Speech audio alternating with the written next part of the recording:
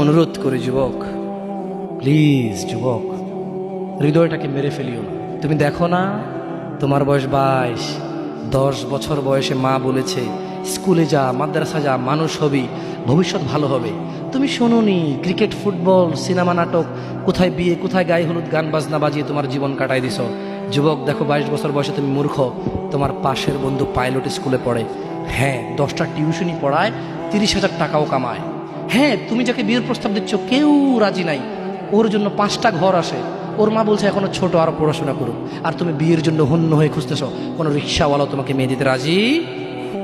তুমি দেখো 10 বছর 15 বছর বয়সে যদি মায়ের ওই কথা মেনে নিতা, তাহলে তুমি আজকে উপকৃত থাকতা। আমি জামশেদ মজুমদার 27 বছর বয়সে এসে তোমাকে বলছি তুমি গান বাজনা ছেড়ে দাও। ইনশাআল্লাহ 60 বছর পরে মারা গেলে, 30 বছর পরে মারা গেলে, 70 বছর পরে মারা গেলে ওই উপকৃত হবা। আর তা না হলে এই গান বাজনার সাথে তুমি তোমাকে ধ্বংস করে দিচ্ছ। যেদিন নিঃশ্বাস বন্ধ হয়ে যাবে সেদিন হলেও বুঝবা